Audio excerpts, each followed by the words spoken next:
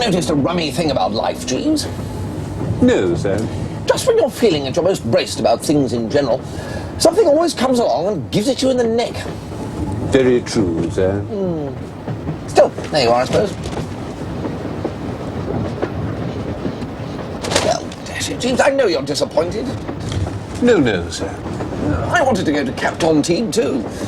Hardly the same thing, is it? Westcombe-on-Sea. I'm sure it will be most agreeable, sir.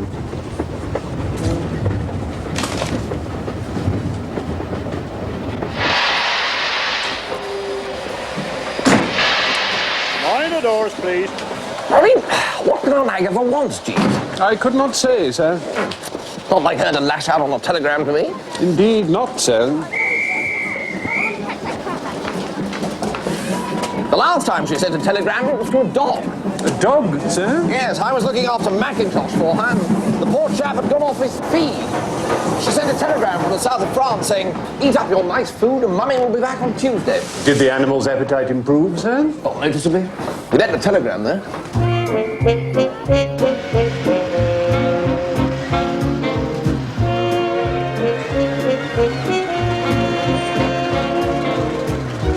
Afternoon, sir. Welcome to Westcombe.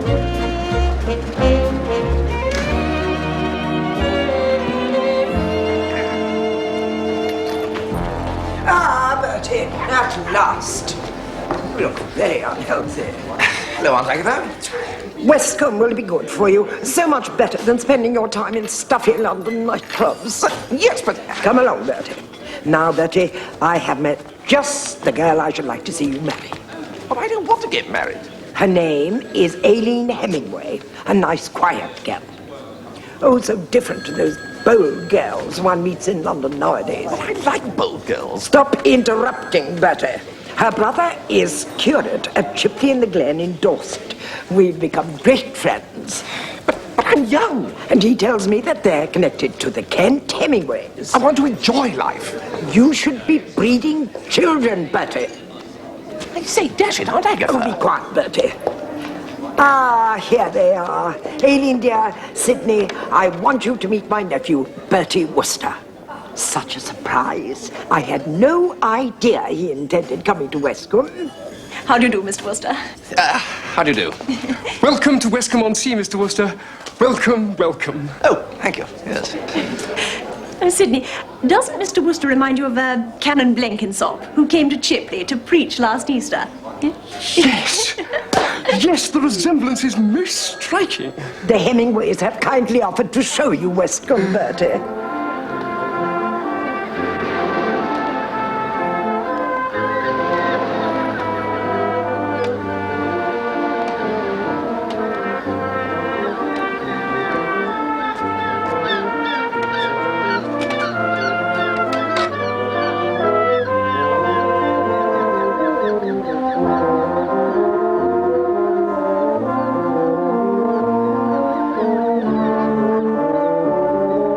The municipal gardens, first laid out in their present form in 1907, provide a haven of peace and tranquility for the weary traveller. Here the spirit may be refreshed by a verdant grot and an abundance of poor.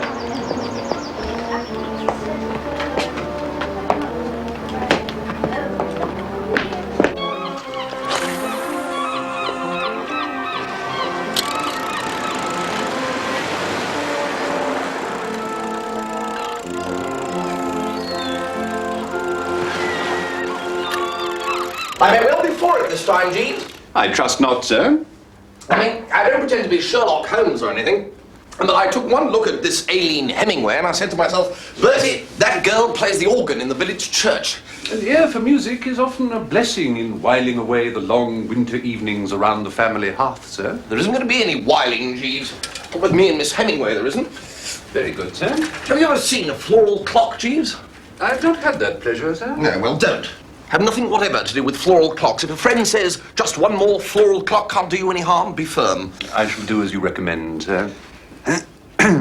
I wonder if I might crave a boon, sir. Crave away, Jeeves. A family matter requires my presence in the metropolis tomorrow. Jeeves, You're not going to leave me alone with the Hemingways. I shall be back by tea time, sir. A niece of mine has contracted an unfortunate alliance, and the mother has asked that I might reason with the child. Oh, very well, Jeeves. Thank you, sir. Will that be all, sir? Yes, that's all.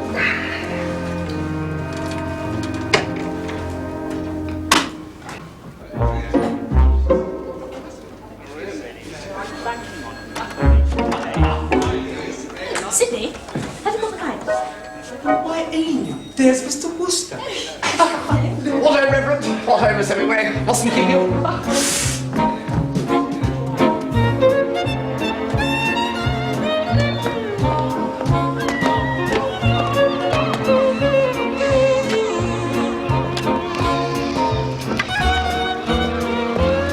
Bertie, What ho, Aunt Agatha? have you seen the Hemingways this morning? Well, no, I was going to talk to you about that. They have arranged a little excursion for you to the museum in Ilmouth. Look, I don't want to go to any blasted museum. Kindly restrain your language, Bertie. The Ilmouth Museum is renowned for its collection of napped flints. Well, that's the trouble, you see. Only last week the doctor said I wasn't even to look at another napped flint. Sad, I know, but... Don't talk drivel, Bertie. And stand up straight.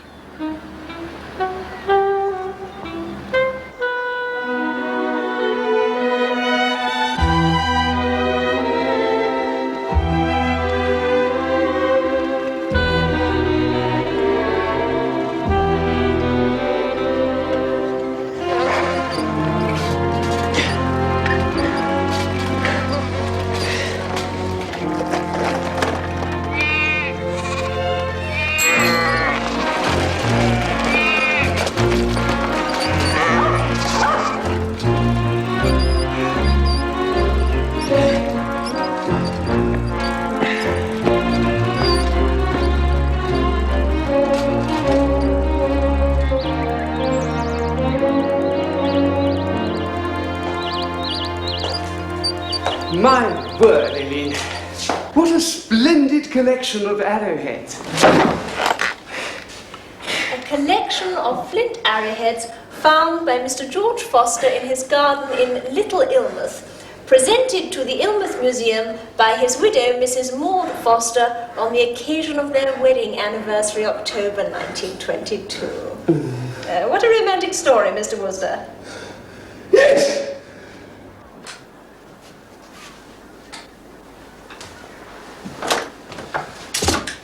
Jeeves, you're back.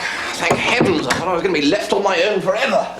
Just me, Aileen Hemingway, and a napped flint. Ugh. I caught the 2:30 train, sir. Brandy and soda, Jeeves. Very good, sir. Did you have a pleasant afternoon, sir? You have a cruel streak, Jeeves. I hadn't realised it before. What blighter was it that invented the bicycle? The first truly rideable machine was made by Mr. Kirkpatrick Macmillan of Dumfriesshire in Scotland in 1839, I believe, sir. Yeah. Too late to do anything about it now, I suppose. I fear so, sir. Mr. Biffin called you up on the telephone while you were out, sir? Biffy? Good heavens, what does he want? He did not confide in me, sir, except to say that he is staying in Westcombe at the Hotel Riviera and would call on you later. Well, Biffy. I thought he was safely stowed away in Herefordshire, wearing gaiters and prodding pigs. Still, make a welcome break from the Hemingways. As to that, sir, it occurred to me that a day at the racecourse tomorrow might provide a pleasant interlude. It might also serve as a means of evading the Reverend Hemingway and his sister. Jeeves, the nostrils positively quiver. Like an old warhorse scenting battle. Can you make the arrangements? I've taken the liberty, sir, of ordering a hamper and hiring a car.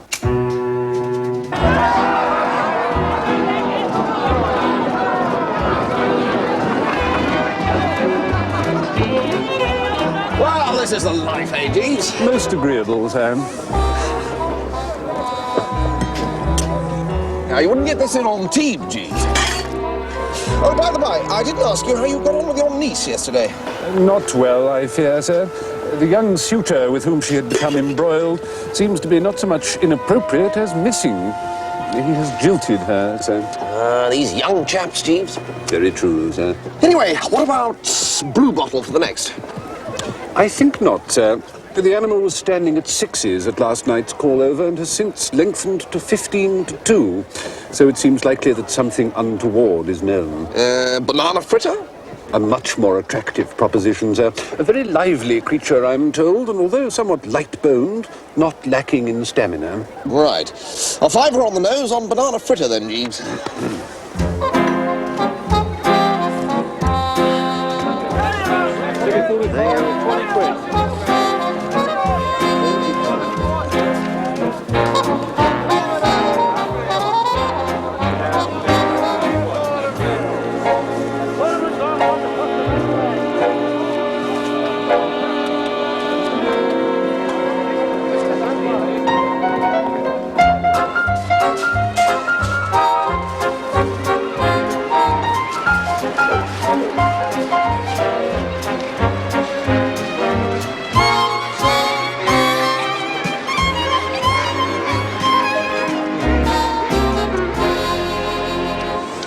Well, they'll never find me here, Jeeves.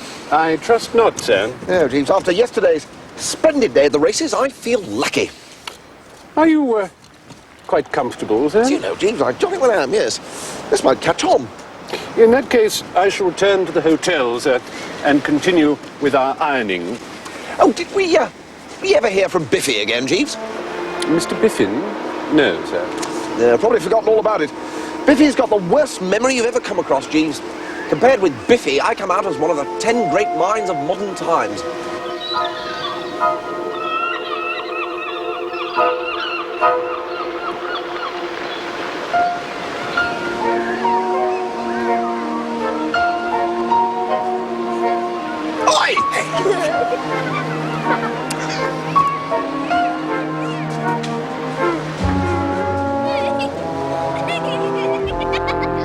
Now look, Oh, Mr. Wooster. good heavens. Miss Hemingway. I was just looking for you. Oh, Mr. Wooster. I don't know how to begin. Something up? The fact is, Mr. Wooster, a most deplorable thing has occurred. Yesterday I went to the races. Oh, what an extraordinary thing. So did I. Did you click? If you mean was I successful, I must answer in the negative. Oh, Sidney. I lost my little all, Mr. Wooster. At the racecourse, I encountered one of my parishioners, a Colonel Musgrave, who happened to be holidaying there. I induced him to cash me a cheque for £100. Well, a bit of luck that. Finding someone to slip it into, first crack out of the box. I burn with shame at the confession, but I immediately placed the £100 on Little Demon in the last race.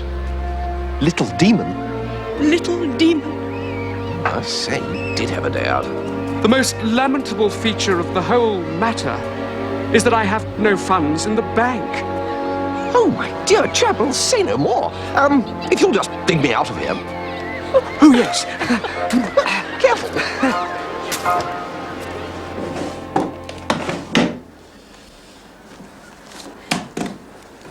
Mr. Wooster, we can't let you lend us all this money without any security.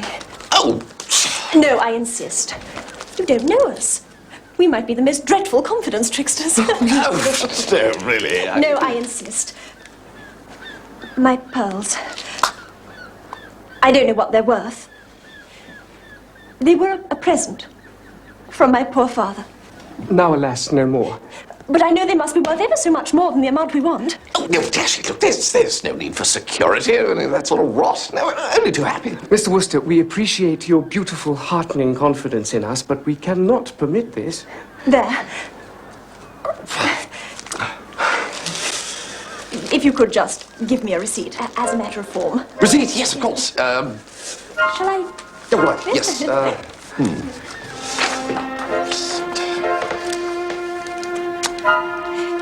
Hemingway with 2 M's.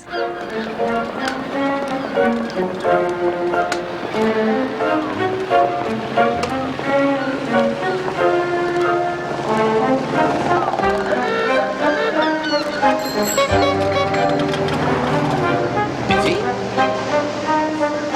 Biffy?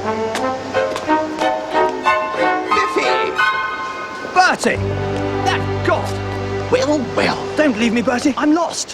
What do you mean, lost? I came out for a walk and suddenly discovered I didn't know where on earth I was. I've been wandering around in circles for hours. Well, why didn't you ask the way back to your hotel? I was going to, and I realised I'd forgotten its name. I'd recognise it if I saw it. It's got big doors and a sort of roof. Oh, I'd give a shilling to know the name of that hotel. Well, you can owe it to me. It's the Hotel Riviera. This is uncanny, Bertie. Do you have second sight? No, it's the address you left with Jeeves the other day. What on earth are you doing in Westcombe-on-Sea? Bertie, old man, I came here to try and forget. You seem to have managed that all right. Anyway, I was going to tell you, Bertie. Last year, on the line of going to New York, I met a girl. Well, that was dashed interesting, Biffy. Do you know who I saw at the drones the other day? She was wonderful. We used to walk on the boat deck after dinner. She was on the stage. She'd saved up a few pounds and was on her way to New York to see if she'd get a job. Her father ran a milk walk in Clapham. Or it may have been Cricklewood.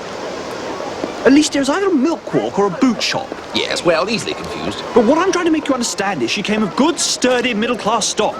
The sort of wife any man would have been proud of. Well, whose wife was she? Nobody's. That's the whole point of the story. I wanted her to be mine. And I lost her. What do you mean you had a quarrel? No, I mean I literally lost her. Well, there you are, Biffy. That's it! That's it! That's my hotel! Come on in, Bertie. I want to tell you the whole story. Well, actually, I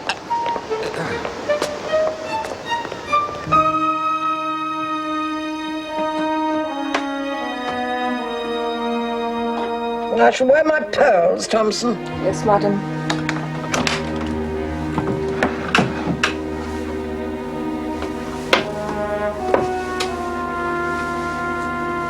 Pardon me, madam.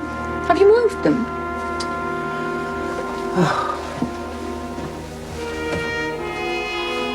Let go. My pearls have gone. Someone has stolen my pearls.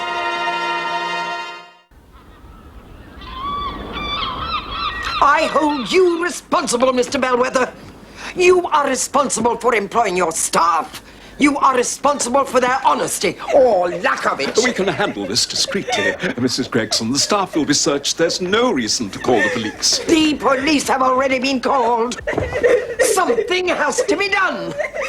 Oh, do be quiet, gal.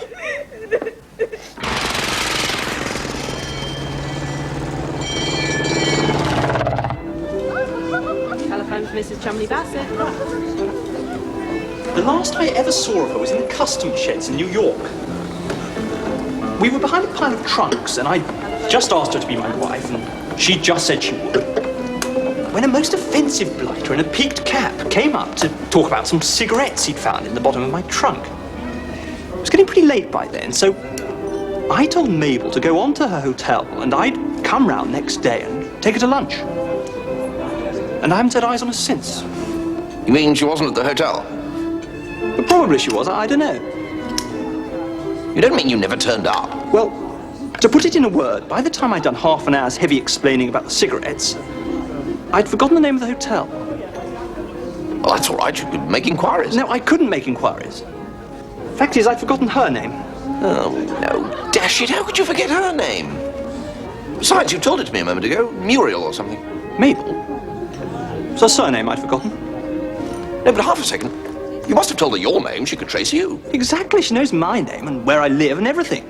But I haven't heard a word from her. I suppose when I didn't turn up at the hotel, she thought I'd changed my mind and just dumped her.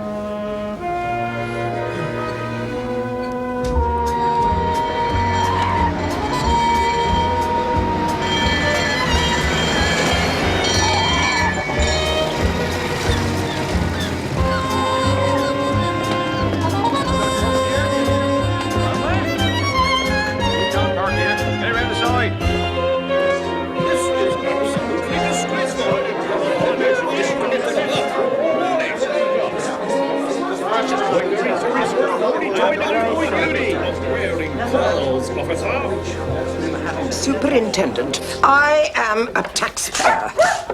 I request the police to investigate a simple crime, and what response do I get? None! It so happens that my late husband was a good friend of your chief constable. Now will you do your duty and arrest that girl?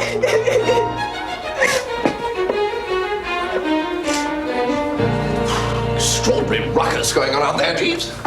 Indeed, sir. Mrs. Gregson has lost her pearls. Really?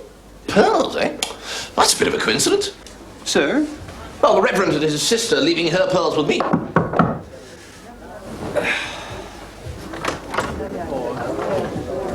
Good news, Mr. Wooster. Wonderful news. I'm able to repay the money you so generously lent me. Well, that's good, isn't it? We're so relieved.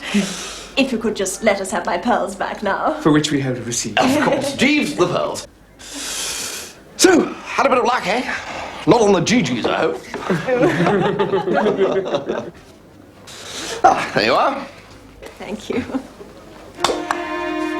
Oh, I'm sorry, Mr. Wooster. It doesn't seem to... Jeeves! The pearls have gone. Good heavens, sir. Whatever can have happened to them? Whatever could have happened to them, Jeeves? Echo answers whatever, sir. This is a most serious development, Mr. Wooster. Well, yes. A poor parson is scarcely in a position to bear such a loss. No, I see that. The pearls were valued at some £3,000, Mr. Wooster.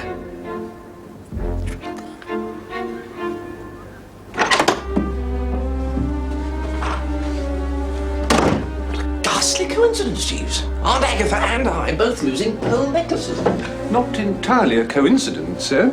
I first suspected that something was amiss when I saw the Reverend Hemingway selling tips at the racecourse yesterday. Selling tips? Oh, what rot! Men of the cloth don't sell tips, Jeeves. You're allowing that imagination of yours to go overboard again. What am I going to do? Write out a cheque for £3,000, sir. Meanwhile, if you can undertake to engage them in conversation for as long as possible, I think I may be able to effect a solution.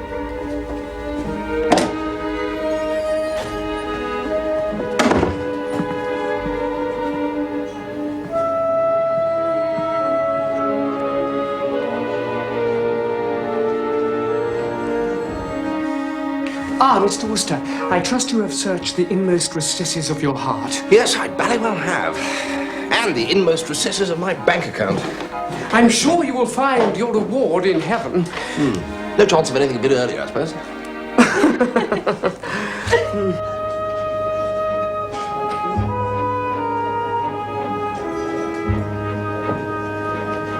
Sergeant, a moment of your time. Two persons in this room.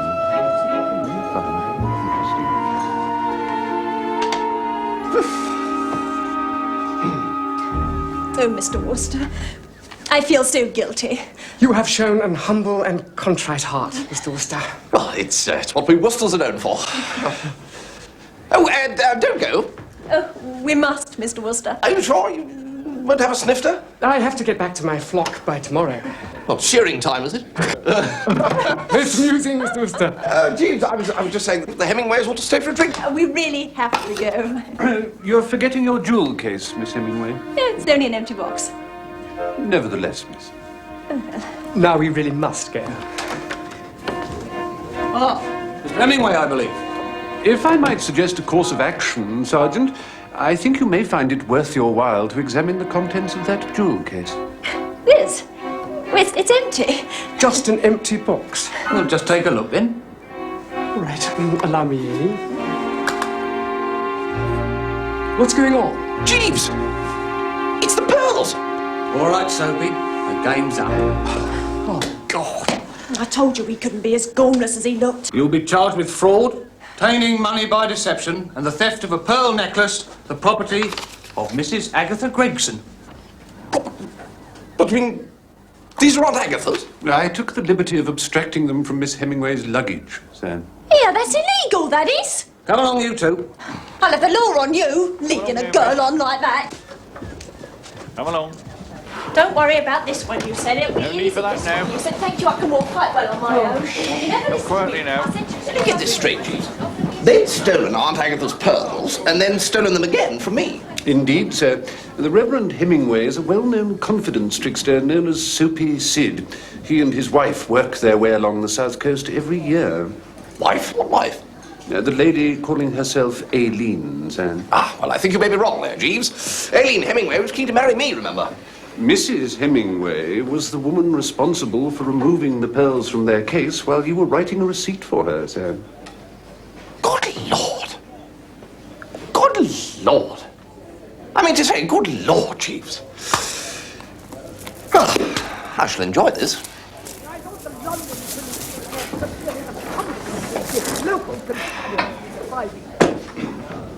Mrs. Gregson. All I am asking you to do is arrest that girl. There is no evidence to... Evidence! Search her room. What, Auntie? We have already searched her room. There is nothing And stand up straight. Is that the way they teach you to stand in the police force nowadays? Is there anything I can do, Aunt Agatha? Yes, there is. You can leave. I have enough to bear without your imbecilities. Your chief constable shall hear of this. What is your name? I think there's something the matter with that girl, Auntie. Is she crying or something? Remorse. She stole my pearls. Do you refuse to give me your name? Pearls? Well, that's a coincidence. These are the little chaps, are they? Oh, no, of course not. No. Where did... I got them from your friends, the Hemingways. The Hemingways? The Hemingways? Well, how did they come into the possession of the Hemingways? Because they jolly well stole them, that's how. That's what they do for a living. They are jewel thieves. No. Yes, Jude. I mean, I don't want to rub it in, but you do realize that if you had succeeded in getting me to marry that girl, then I should most probably have had children who'd have sneaked my watch while I was dandling them on my knee. Bertie, Now, dear, I'm not a complaining sort of chap, as a rule, but I must say that in future, you might be just a little bit more careful how you go about egging me on to marry females.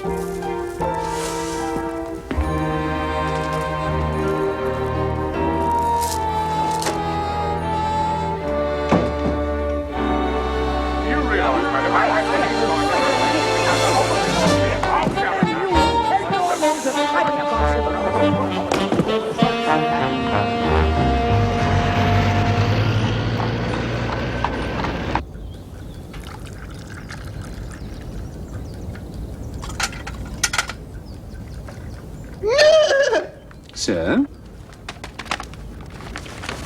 The engagement is announced between Charles Edward, only son of Mr. E.C. Biffin and Mrs. Biffin of 11 Penslow Square, Mayfair. It's Biffy! And Honoria Jane Louise, only daughter of Sir Roderick and Lady Glossop of 6B Harley Street, W1. Honoria! Indeed it is, sir. Well, what on earth is Biffy doing getting engaged to Honoria Glossop? I could not say, sir. I mean, there probably are fellows in this world who could get engaged to this Glossop menace and like it. Tough, hardy chaps with strong chins and glittering eyes, but Biffy is not one of them. Assuredly not, sir. Will that be all, sir? Yes, right ho, Jeeves.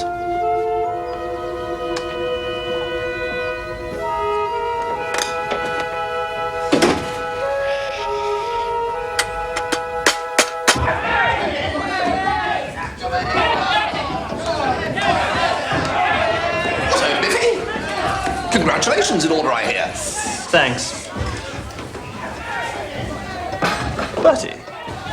Still here, old fruit? Oh, nothing. But is it really true you were once engaged to Honoria? It is. How on earth did you manage to get out of it? I mean, what was the nature of the tragedy that prevented your marriage? Hey, old egg. As man to man, do you want to oil out of this thing? Bertie, old cork, as one friend to another, I do. How the dickens did you get into it? It just sort of happened. You know how it is when your heart's broken. You get absent-minded and cease to exercise proper precautions. Yes, I know. What I want you to tell me is, what's the procedure? You mean for sort of edging out? Exactly. I don't want to hurt anyone's feelings, Bertie. Yeah, no, of course not. But, what do you recommend? Well, you see, in my case, Sir Roderick discovered that there was a modicum of insanity in my family, so the old boy came round to dinner to give me the once-over. And Jeeves arranged things so that he went away firmly convinced that I was completely off my canoeva. I see. Trouble is, there isn't any insanity in my family. Really?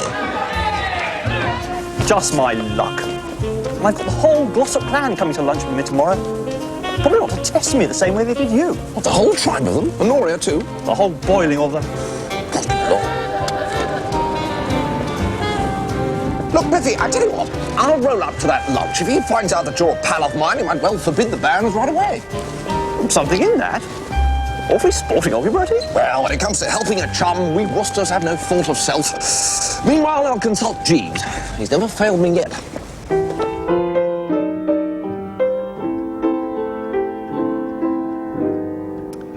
Anytime you hear the thunder rumble down, don't let hope tumble down, or castles crumble down. If the blues appear, just make the best of them. Just make a jest of them. Don't be possessed of them. At the risk of sounding rather platitudinous, here's what I believe should be the attitude in us. A sunny disposition will always see you through. When up above the skies are black instead of being blue.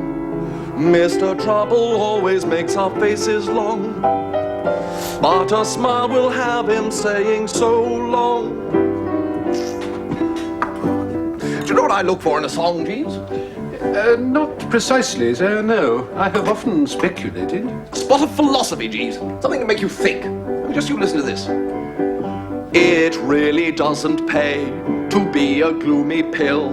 It's absolutely most positively still. The rain may pitter-patter, it really doesn't matter. For life can be delish with a sunny disposition. Most heartwarming, sir. Mind you, there are times when it's dashed difficult not to be a bit gloomy and pill-like. Very true, sir. There's my friend Biffy Biffin. I mean, old Biffy is in roughly the same position in Honoria Glossop as I was a month or two back. In short, Jeeves, he needs your help. I fear that it is hardly my place, Mr. Wooster, to intervene in a private matter affecting... Oh, come. No, sir. I would be taking a liberty. Now, look here, Jeeves. It's not still the south of France you're mooning about, is it? No, sir. I had put the continent quite from my mind. Will that be all, sir? Yes, that'll be all, Jeeves.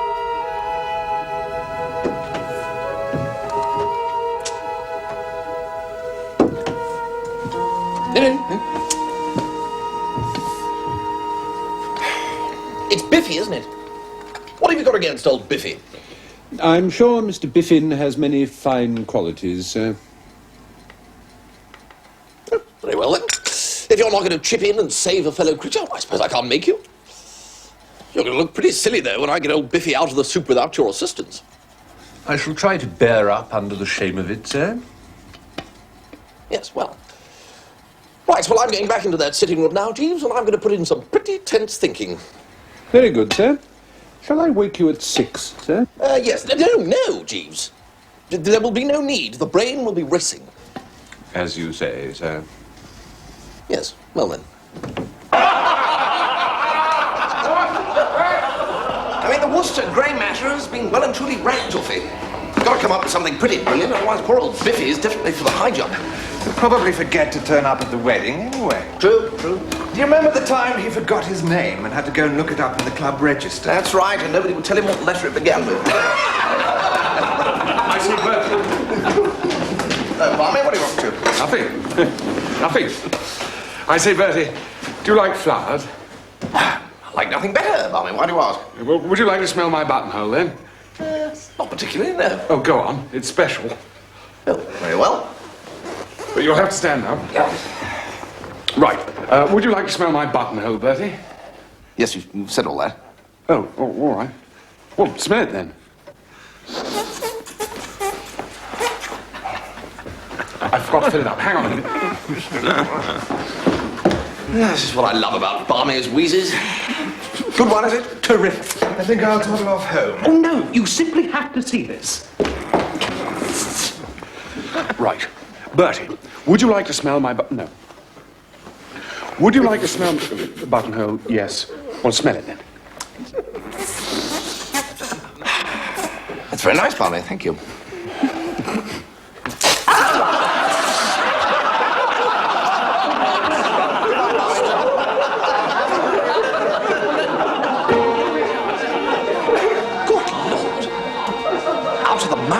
babes and what's it?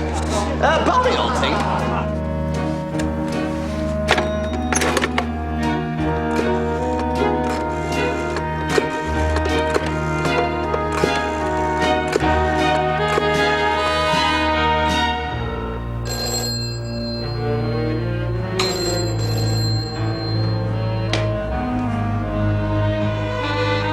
Hello?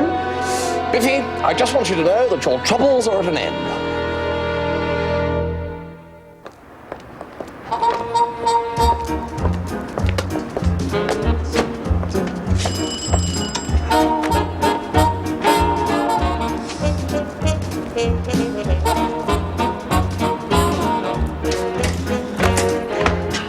Good afternoon.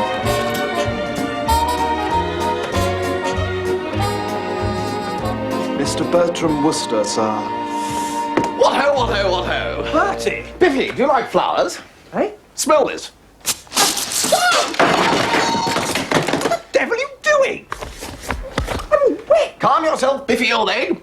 This was not a jest to pass an idle hour. This was a demonstration. You suggesting that I squirt Sir Roderick? Absolutely. Squirt him as he has never before been squirted. I guarantee you that in something under 3 seconds, the idea will have dawned on him that your presence in the family is not required. Oh, but I can't. It's them! It's them! Talk to them while I go and change my shirt. This one's all wet.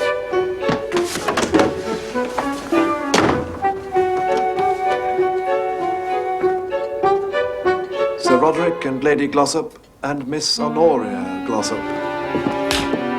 Good afternoon. I trust we're It's not... that Bertie Wooster, Daddy. What ho, Glossop's all? What are you doing here, Bertie? Me? I'm just here as a sort of friend of the accused, as it were. You are a friend of Mr. Biffin. Oh, Biffy, yes, known each other for years. He asked me to come over and join you mangling a spot of lunch. Oh. I said, it's a long time since we met, though, eh? Nevertheless, I remember you most distinctly, Mr. Wooster. Has there been some sort of accident? Oh, no, nothing serious. Old Biffy just had some sort of fit or seizure and knocked over the table. Fit? Or seizure. Foaming at the mouth and everything. Bertie! Sorry, I had to go and change my shirt. I've got all wet, you know.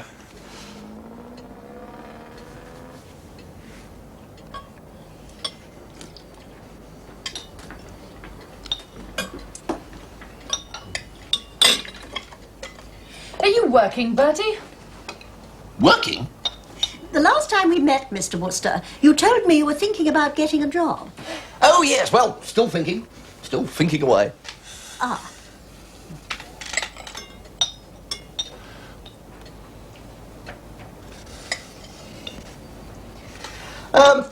Like flowers, do you, Sir Roderick? Flowers? You know, like Biffy's got in his buttonhole. Let Sir Roderick have a sniff, Biffy. I don't want to. Daddy's thinking about buying Charles's place in Herefordshire. If Mr. Biffin will agree to sell. Oh, I should think he would. You got that place from your uncle, didn't you, Biffy? Yes? Yes, a lot of unhappy memories for old Biffy, that place. Oh, really? Why is that? Well, it was Biffy's old Uncle Harold who used to read Shakespeare to his rabbits. I see. Yes, not that I got anything against Shakespeare myself. No, I'm never happier than when curled up with the collected works of the old chap. Oh, are you a theatre lover, Mr. Wooster? Oh, rather. One of my most treasured memories is of Irving playing Hamlet at the Lyceum. Really? Who won? Why don't we all go to the theatre tomorrow night? Oh, yes. I thirst for culture, Mr. Biffin. Oh, ditto, yeah. Anyway, to return to Sir Roderick and flowers, Biffy. Eh? Flowers, Sir Roderick. He likes them. Whatever is the matter, Mr. Wooster? Let Sir Roderick sniff your buttonhole, Biffy.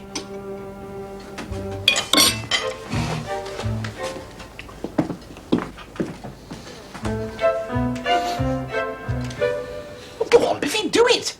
I can't, Bertie, I can't. You can. Be brave. Do it. What are you doing? It's gone mad.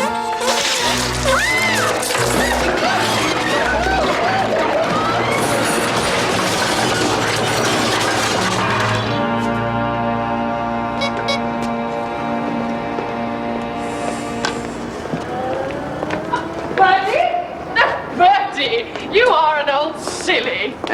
It's jolly heartbreaking for you, Bertie, I know, and I'm bally well touched, but my parents would never hear of it. Hear of what, Honoria? It'd be better if you got a job, even. My dear old Honoria, I'm quite in a fog. Oh, come on, Bertie. Trying to make Biffy look even more of an idiot than nature intended just as you'll be in with a chance again. No.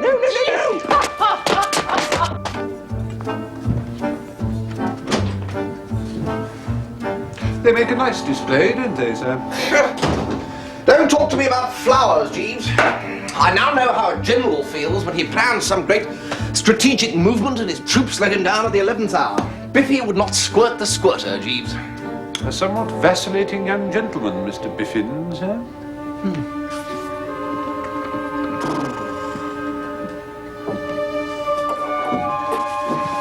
And the worst of it is that I got stuck with going to the theatre with them tomorrow. And Honoria seems to think that I'm aching to marry her again. Indeed, sir. Dash it, Jeeves, you are positively heartless. I'm sorry to hear of Miss Glossop's misapprehension, sir. But as to Mr. Biffin, surely Mr. Biffin has only himself to blame if he has entered upon matrimonial obligations which do not please him, sir. Oh, you're talking absolute rot, Jeeves. You know as well as I do that Honoria Glossop is an act of God. You may as well blame a fellow for getting run over by a truck. Besides, he was in no position to resist. He'd lost the only girl he ever loved. How was this, sir? Well, apparently he fell in love with a girl he met on the boat going over to New York. They'd parted at the customs shed, arranging to meet the next day at her hotel. But you know what Biffy's like. The next day, the only thing he could remember was that her name was Mabel. Clean forgotten her hotel, everything. Well, I mean to say, you can't go scouring New York looking for a girl called Mabel. I appreciate the difficulty, sir. I did not know of this before. I don't suppose anyone knows of it except me. Did I hear you mention that Mr. Biffin was arranging a theatre party for Sir Roderick and Lady Glossop, sir? And Honoria. If I might suggest, sir, the new entertainment at the Palace is reputed to be well worth a visit. Well, yes, we'll never get tickets for that. It's an absolute riot, I've heard. What's the thing called? Woof, woof, sir. If you were to leave it to me, sir, I may have some small influence which would enable me to acquire the necessary tickets.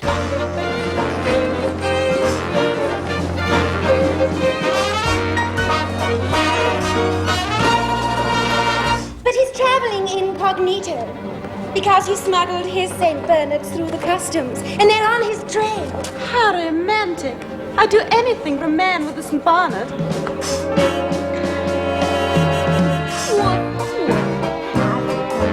It's absurd, it makes you say, woof, woof.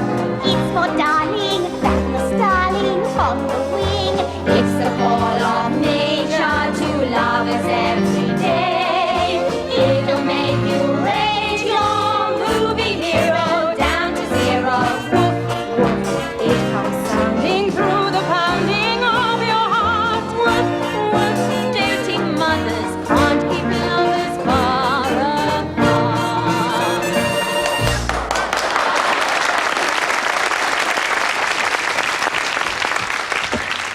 Hey, you girls.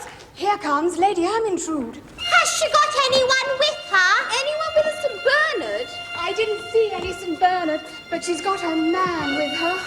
Oh, no! Yes, and he'd certainly make me go woof, woof. Oh, girl. It's her. He's absolutely gorgeous. Chaps and phasers, just a phasers with their spark. Woof, woof, they would flag Cleopatra with Mabel! It's me! Biffy!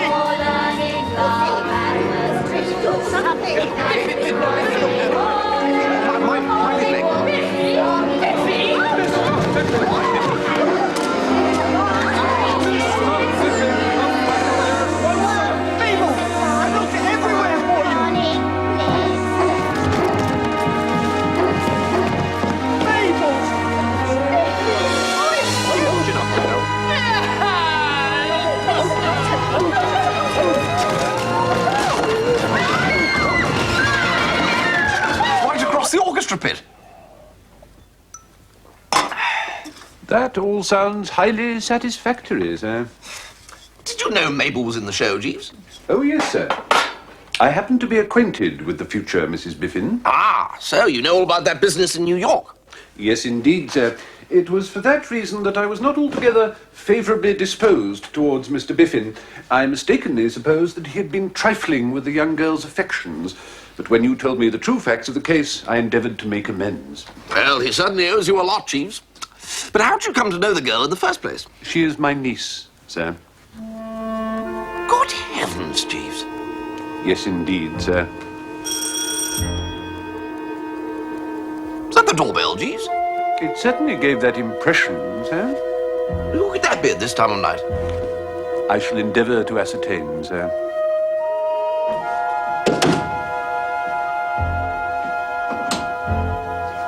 I wish to see Mr. Wooster, Jeeves. I regret to say that Mr. Wooster is asleep, Mrs. Gregson. Oh, how very thoughtless of him. What is the matter with young people nowadays, Jeeves? I can't say, madam. I have heard that another of Mr. Wooster's friends has disgraced himself at the theatre this evening. Most unfortunate, Mrs. Gregson. However, this does mean that the young Glossop girl is once again on the market. Would you kindly tell Mr. Wooster that I am willing to overlook his conduct at Westmont in order to help him bring matters with Miss Glossop to a satisfactory conclusion? I'm sure that Mr. Wooster will be most grateful, madam. And so he ought to be. I shall call again first thing. I shall tell Mr. Wooster, madam.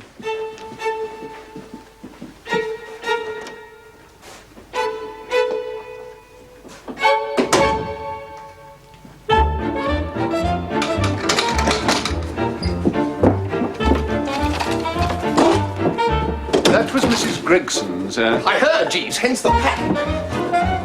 Are we embarking on a journey, sir? Yes, we are, Jeeves. The night train for Antibes leaves in an hour. We are going to be on it. If Aunt Agatha thinks I'm going to wait around while she and Honoria Glossop lead me, trusts stuffed and garnished with bacon, to the altar, Jeeves, well, she's got several other things coming. Very good, sir.